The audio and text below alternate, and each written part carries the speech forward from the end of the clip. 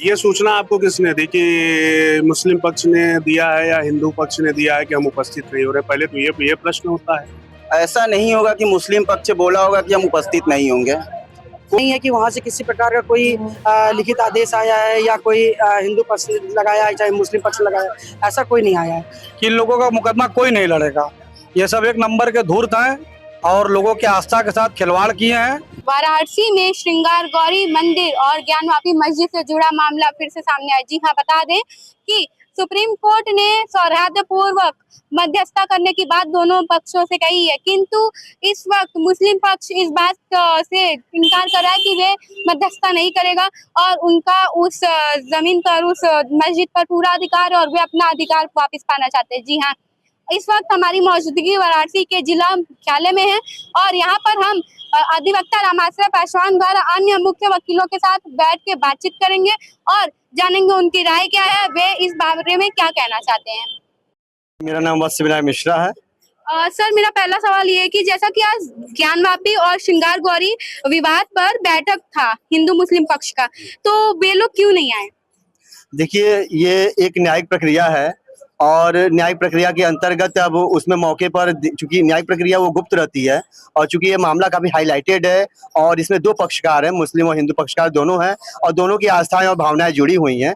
इस वजह से उनको हो सकता है कोर्ट ने एक समय दिया हो, एक मौका दिया हो कि आप अपने पक्षों को रखने का एक कहा सम्मन के माध्यम से भेजा हो कि उनके या उनके विलेख तैयार ना हो, इस वजह से उपस्थित ना हुए और हो सकता है कि अगली डेट में कोई कार्रवाई हो। और तत्काल में भी कोई सूचना तो नहीं है न्यायालय की तरफ से कि क्या कार्रवाई आज की प्रक्रिया हुई है।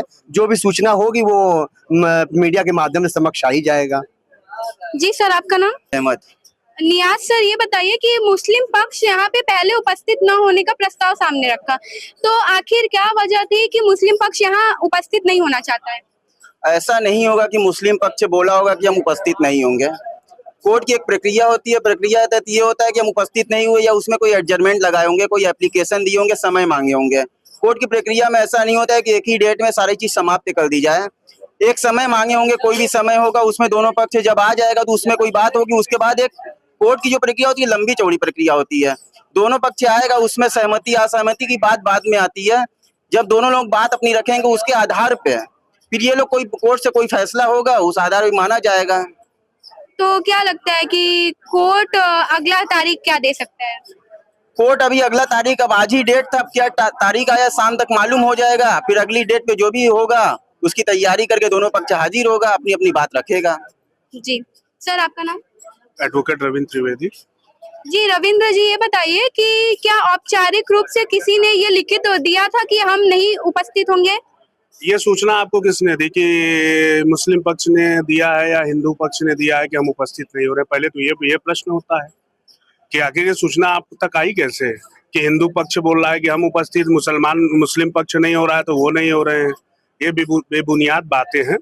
कोर्ट की एक अपनी प्रक्रिया होती है और रूल ऑफ लॉ से कोर्ट चलता है, किसी के कहने से नहीं चलता है, पहली चीज। दूसरी चीज, इसमें माननीय सुप्रीम कोर्ट ने कल एक टिप्पणी की है, कुछ दिनों पहले टीवी चैनल के माध्यम से मैंने भी देखा था कि जो ये आपसी विवाद हिंदू मुस्लिम पक्ष का है, चाहे काशी हो, चाहे मथुरा हो, चाहे वृंदावन, जहां जहां ये सब चीजें चल रही हैं, हिंदू मुस्लिम पक्ष का, मंदिर मस्जिद का, सुप्रीम कोर्ट ने एक रास्ता निकाला है कि दोनों पक्षों के बीच एक मेडिएशन सेंटर और मध्यस्थता हो जाए, आपस में बैठ के चीजों को सॉल्व किया जाए। तो सुप्रीम कोर्ट की एक अच्छी पहल है, जो मैं धन्यवाद देता हूँ सुप्रीम कोर्ट का। इससे कम से कम एक चीज तो ये दर्शाता है कि भारत देश संविधान से चलता है और रूल ऑफ लॉ से चलता है। तो कानून का जो सबसे बड़ा मंदिर भारत का है वो सर्वोच्च न्यायालय है और सर्वोच्च न्यायालय ने दोनों पक्षों के लिए, क्योंकि सर्वोच्च न्यायालय के लिए हर एक पक्ष एक समान है, हर एक व्यक्ति एक समान है, हर एक धर्म एक समान है, रूल लॉ सबके लिए एक ही होता है। किसी ये नहीं कि कोई दूसरे धर्म से आता है तो उसके लिए लॉ अलग हो जाएगा या आपके लॉ अलग हो जाएगा। तो कहने का मतलब सुप्रीम कोर्ट का सम्मान है। सुप्रीम कोर्ट ने एक अच्छी सराहना की कि मध्यस्थता से अगर कोई विवाद खत्म हो जाए तो उसमें सुप्रीम कोर्ट में दोनों पक्ष अगर अपनी अपनी बातों को कर ले तो अच्छी चीज है। रूल ऑफ लॉ के अंतर्गत। और जहां तक आज तारीख है, सुप्रीम कोर्ट से ऑर्डर की कॉपी भी आई है। जो लोग यहाँ पे पैरवी कर रहे हैं, चाहे हिंदू पक्ष से हो चाहे मुस्लिम पक्ष से हो, अब आज ये उपस्थित हुए हैं कि नहीं हुए हैं, ये तो अभी ऑर्डर शीट और फाइल देखने के बाद ही पता चलेगा कि नेक्स्ट तारीख क्या पड़ी है उसमें। और सुप्रीम कोर्ट की अच्छी पहल है, न्याय के मंदिर, इससे लोकतंत्र मजबूत होता है, इससे संविधान मजबूत होता है। तो सर क्या लगता है आपको कि मध्यस्थता जो है वे ये लोग मतलब अपनाएंगे? मध्यस्थता अगर बैठ के कर लिया जाए तो ये बेहतर होगा, जिससे किसी भी धर्म की हानि नहीं होगी। और जो राजनीतिक लाभ लेने के लिए कुछ पार्टियां लगी हैं, उनके ऊपर भी एक तरीके से उनको वो लाभ इससे नहीं ले पाएंगे, क्योंकि इससे क्या हो रहा है कि समाज में, धर्म में आपस में एक दूसरे लोग बट रहे हैं। तो कम से कम सुप्रीम कोर्ट की अच्छी पहल है। मैं फिर से कह रहा हूं कि मैं धन्यवाद देता हूं सुप्रीम कोर्ट का कि उनकी एक अच्छी पहल है कि अगर विवादित धार्मिक मामले हैं तो उसको आपस में बैठ के सॉल्व कर लिया जाए। सुप्रीम कोर्ट ने एक नया रास्ता खोला है, ये बहुत बड़ी चीज है, इसके स्वागत योग्य है सुप्रीम कोर्ट की चीजें। जी शशि शंकर जी, ये बताइए कि हिंदू और मुस्लिम पक्ष की तरफ से औपचारिक लिखित रूप से ये आया था कि हाँ हम नहीं आएंगे, या फिर उनको कोई समन गया हुआ था? नहीं, देखिए ऐसा तो कोई अभी ना आपको जानकारी में ना, ये तो बस केवल अफवाह फैलाई जा रही है कि जानकारी में इनको है उनको है। ठीक है, ये माननीय सुप्रीम कोर्ट का जो आदेश आया था उसमें उन्होंने कहा कि आपस में बैठ के आप लोग मेडिटेशन कर लें और जो भी चीजें अपने औपचारिकता को पूर्ण करने वाली जो भी बातें हैं, जो भी चीजें हैं, उस चीज को पूरा करते हुए अपनी सारी चीजों को रखें कि आप क्या करना चाहते हैं, हिंदू पक्ष क्या करना चाहता है, मुस्लिम पक्ष क्या करना चाहता है। और ऐसा वो नहीं है कि वहां से किसी प्रकार का कोई लिखित आदेश आया है या कोई हिंदू पक्ष लगाया है चाहे मुस्लिम पक्ष लगाया है, ऐसा कोई नहीं आया है। और ऐसा कोई अगर कोई कर रहा है तो ये भ्रांतियां फैल रही हैं और इसके लिए कोई और ना कोई फैले, इसके लिए बस वैसे यही चाहता हूँ। ठीक है, जैसे माननीय सुप्रीम कोर्ट से जो आदेश आया, जब कोई उच्च न्यायालय से, हाई कोर्ट से या सुप्रीम कोर्ट से जब आता है आदेश, तो उस डेट, जो पहली डेट होती है, उस डेट पे ये होता है कि उसकी पहले कॉपी रिसीव किया जाता है कि उसमें क्या डायरेक्शन आया है। तो इसलिए समय लिए होंगे दोनों पक्षकार कि पहले कॉपी तो रिसीव कर लें, उसमें क्या डायरेक्शन आया है, वास्तविक तथ्य क्या है, उस आधार पे आगे निर्णय लेगा दोनों पक्षकार। हिंदू पक्ष नहीं आ रहा है, कई मीडिया वालों का भी ये कहना है कि मुस्लिम पक्ष मना कर दिया आने से, इस पर आप क्या कहना चाहेंगे? हम तो कहेंगे कि दोनों पार्टी से अपना न्यायालय की अपनी एक प्रक्रिया होती है, रूल और लॉ से न्यायालय चलता है, किसी के बहकावे में नहीं चलता। न्यायालय में कोई इंस्टाग्राम, फेसबुक या सोशल साइट्स पे कुछ भी कोई बात कहे, मगर इसमें जो न्यायालय अपनी प्रणाली से चलती है, न्यायालय की अपनी एक होती है, कागज होती है, अपनी एक ऑर्डर होती है, अपनी लॉ होती है, अपनी सीपीसी के आदेश के अनुसार सभी चलेगा। अब मेरी जैसे पहला डेट है, अभी कोई भी सिविल प्रक्रिया है, सिविल प्रक्रिया सेंसिटिव प्रक्रिया है और सबसे ज्यादा बनारस सबसे बड़ी फाइल ये मानी जाती है, विश्वनाथ मंदिर की फाइल सबसे बड़ा मुद्दा है ये बनारस में। तो ये सेंसिटिव फाइल जो है ये इसी तरीके से ली जाएगी। पहले एक डेट में इसका निस्तारण करना ये हमको तो नहीं लगता कि किस तरीके से मुश्किल है बहुत ज्यादा। तो क्या आगे भी कोई डेट आएगा और क्या आपको लगता है कि मुस्लिम और हिंदू पक्ष दोनों शामिल होंगे उस डेट पर? ये तो न्यायालय प्रक्रिया तो आना ही है, क्योंकि देखिए कोई एक पक्ष यदि लाजमी है, यदि लॉ की तरह से देखा जाए तो एक पक्ष यदि नहीं हाजिर होगा तो वो तो एक्सपार्टी ऑर्डर होगी। तो ऑर्डर है तो उसे कंप्लायंस होना है और दोनों पक्ष आएगा, ये हमको पता होता है। मेरा नाम advocate Nitesh Srivastava, civil court Varanasi में मैं प्रैक्टिस करता हूँ। विगत 10 वर्षों से वकालत कर रहा हूँ। जी बताएं। जी सर, मेरा ये पूछना है कि राम मंदिर को लेकर आप कानूनी रूप से किस तरह से देखते हैं? देखिए, राम मंदिर को लेकर के अभी एसआईटी का रिपोर्ट एक सबमिट हुआ है और एक रिपोर्ट और उनको सबमिट करना है, जो कि गृह राज्य सचिव को रिपोर्ट सबमिट हो चुका है, जिसमें अभी पूर्ण रूप से नहीं कहा जा सकता है कि कौन दोषी है कौन नहीं दोषी है। जिन लोगों का नाम आ रहा है उन लोगों के ऊपर कार्रवाई होगी और निश्चित तौर पे कार्रवाई होगी। और अयोध्या बार एसोसिएशन भी इन लोगों के खिलाफ है। वहां पे सख्त ये कहा जा चुका है कि इन लोगों का मुकदमा कोई नहीं लड़ेगा। ये सब एक नंबर के धूर्त हैं और लोगों की आस्था के साथ खिलवाड़ किए हैं। किसी प्रकार का कोई मुरव्वत नहीं होगा इनके साथ में। सजा के पात्र हैं और सजा जेल काटेंगे ये लोग।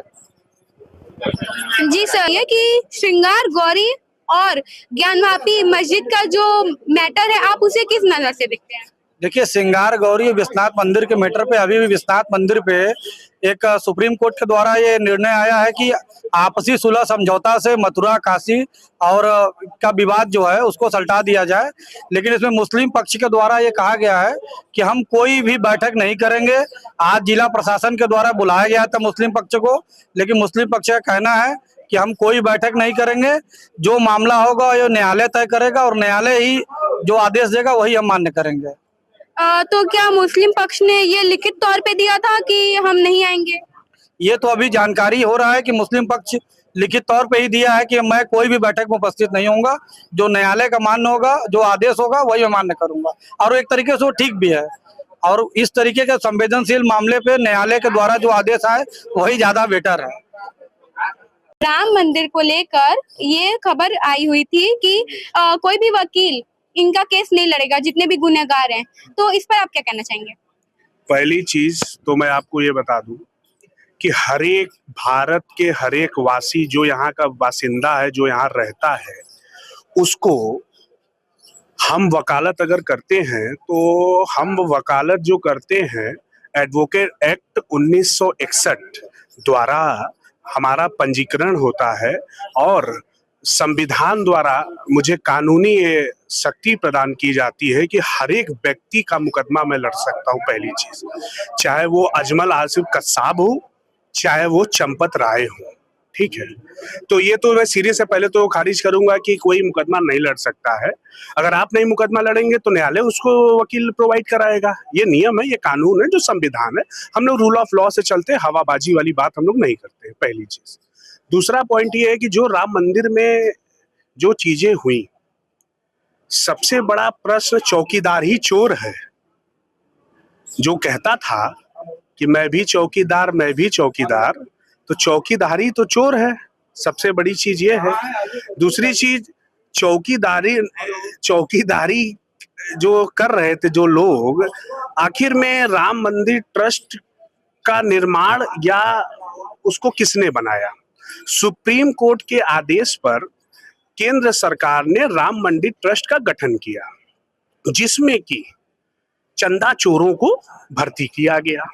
चंदा चोरों के सरगना नरेंद्र दामोदर दास मोदी और एक प्रदेश के सरगना हैं योगी आदित्यनाथ जी।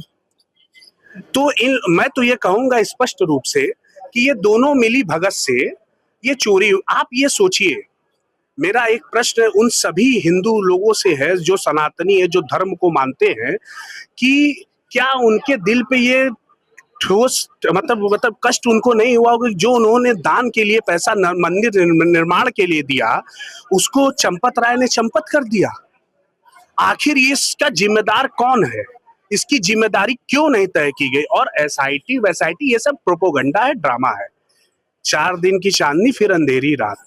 एसआईटी किसकी होती है? राज्य सरकार की। उसमें लोग कौन होंगे? राज्य सरकार के। आखिर जो महासचिव जिम्मेदार था चंपत राय बंसल, एसआईटी ने प्रथम दृष्टया उसको क्लीन चिट दे दी है, और नौकरों को, जो इनके रिश्तेदार हुआ करते थे, कौन मिश्रा है, गोपाल राय है, फलाना है, जो नाम है लोगों का, इन लोगों की भर्ती की गई और सुनियोजित रूप से किया जाए। प्री प्लान्ड कॉन्स्पिरेसी इसको कहते हैं कि टिन्नू यादव आ गए। हम टिन्नू यादव को ऊपर फोकस इसलिए किया जा रहा है कि वो किसी एक धर्म जाति से विशेष ताल्लुक रखते हैं। और एक चीज से और जोड़ा गया कि माननीय अखिलेश यादव जी से उनकी 980 बार फोन रिकॉर्ड कॉल पे बात हुई है। तो हम लोग तो रूल ऑफ लॉ वाले लोग हैं, अगर हुई है तो राज्य सरकार उसको जो है कि सार्वजनिक कर दे उनके सीडीआर को, अखिलेश यादव जी के मोबाइल के, माननीय राष्ट्रीय अध्यक्ष जी के। तो ये प्रोपोगंडा है, हिंदुओं की आस्था से खिलवाड़ हुआ, सबसे पहली चीज। और मैं अंतिम बात ये कहना चाहता हूं, अगर राम मंदिर के अंदर बाबरी ढांचा गिराने का आरोप विरोधियों द्वारा हमेशा माननीय मुलायम सिंह यादव पे लगाया गया है कि राम मंदिर ढांचा और राम सेवकों पे गोली मुलायम सिंह यादव ने चलाई। इसी कारण ये जो आज लोग सत्ता में बैठे हैं, उसी कारण बैठे हैं। तो अगर मुलायम सिंह यादव जी ने गोली चलवाई तो क्या ये कहना सही नहीं रहेगा कि योगी आदित्यनाथ ने राम मंदिर के अंदर लूट कराई? ये ट्रस्ट बनाया, उनकी निगरानी होती थी क्या? ये क्यों जाते थे महीने में 6 बार वहां पर? किस लिए जाते थे? ये बहुत बड़ा प्रश्न है। और ये एसआईटी कुछ नहीं करेगी। मैं आपको पहले बता दे रहा हूँ, प्रथम दृष्टया कृपाल राय चंपत राय को क्लीन चिट दे दी गई है और नौकरों को फंसा दिया गया है। तो अगर इसमें दूध का दूध और पानी का पानी अगर शासन और प्रशासन की मंशा है और करोड़ों श्रद्धालु जो सनातनी हैं, तो सुप्रीम कोर्ट के जजेस से कमेटी बना के उनकी निगरानी में जांच कराई जाएगी, तभी दूध का दूध और पानी का पानी होगा। आपके चैनल के माध्यम से मैं राज्य सरकार से अनुरोध करता हूं और केंद्र सरकार से, और जो सरगना जी बैठे हैं ऊपर, जिनके द्वारा ये निर्माण बनाया गया ट्रस्ट, कि अगर थोड़ी सी भी इंसानियत, मानवता सनातन के प्रति है, राम जी कभी जिनके नाम के आगे मर्यादा पुरुषोत्तम नाम है, उनके साथ छल इन लोगों ने किया है। इनको नरक में भी जगह नहीं मिलेगी और ये तो प्रोपोगंडा है। इसी से मैं अपनी बात समाप्त करता हूँ। जी सर, ठीक है। और ये बताइए कि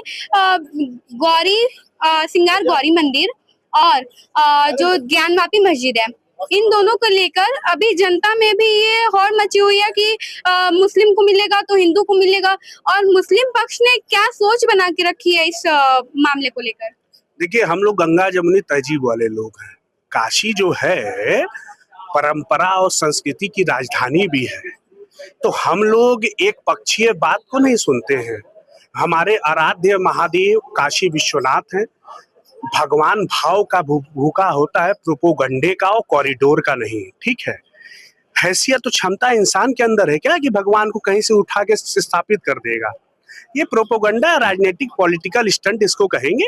इसी से सत्ता की कुर्सी तय होती है, तो उसके लिए ये सब चीजें हैं। और हमारे आराध्य है महादेव, किसी की क्षमता हैसियत इंसान में नहीं है कि उनको कोई इधर उधर कर दे। ये पॉलिटिकल स्टंट है। राज्य सरकारें, तमाम राजनीतिक दल हैं जो उसको भुना के, और अब देख तो रहे हैं राम मंदिर में क्या हुआ। तो वही यही यहाँ पे भी अभी जारी हुआ है कि श्रावण मास में जो है कि विश्वनाथ मंदिर के अंदर वीवीआईपी प्रोटोकॉल वर्जित हो गई है। आप जाइएगा, लाइव टेलीकास्ट करिएगा, देखिएगा कि अधिकारी के परिवार के लोग काशी वासी मंदिर के बाहर खड़े होकर इंतजार करते हैं कि हमारा नंबर कब आएगा। और वीआईपी, विधायक, मंत्री, लखनऊ, दिल्ली के लोग सीधे कॉरिडोर के अंदर जाते हैं। तो काशी वालों, काशी वासियों के साथ छल किया है, कॉरिडोर बना के उनको रोकने का काम किया, उनके साथ गलत किया है। हम तो ये आपके चैनल के मान करते हैं कि यहाँ भी बहुत टिन्नू यादव पड़े हैं, इनके ऊपर क्यों नहीं जांच कराई जाती है? काशी विश्वनाथ मंदिर में भी बहुत सारे टिन्नू यादव पड़े हैं, इनके ऊपर गोपाल राय और चंपत राय जैसे लोग हैं। ये कोई और नहीं, ये अधिकारी ही जो है, ये जो कुर्सी पे बैठे हैं ना, यही है वो लोग। इनकी भी जांच करा लीजिए, दूध का दूध पानी का पानी हो जाएगा। जैसा कि आपने सुना कि अधिवक्ताओं ने क्या राय रखी है और क्या बातें कही हैं। विश्वनाथ मंदिर से और ज्ञानवापी मस्जिद का मामला सीधे राम मंदिर तक जाके पहुंचा, क्योंकि उत्तर प्रदेश के लोगों का कहना है कि उनके आस्था के साथ खिलवाड़ हो रहा है। श्री राम मंदिर में चोरी और श्रृंगार गौरी और ज्ञानवापी मस्जिद का जो मामला है वो इस समय उत्तर प्रदेश में सबसे तेज और चर्चित है। जनता का अब यह सवाल है कि क्या चुनाव आने तक सरकार उनके साथ यही करेगी? क्या तारीख पे तारीख उन्हें दी जाएगी, या फिर उनके आस्था का और मुस्लिमों के जो आस्था है उन दोनों का मान रखा जाएगा? न्यूज़ 24 भारत टीवी वाराणसी के साथ मैं वंशिका सेठ।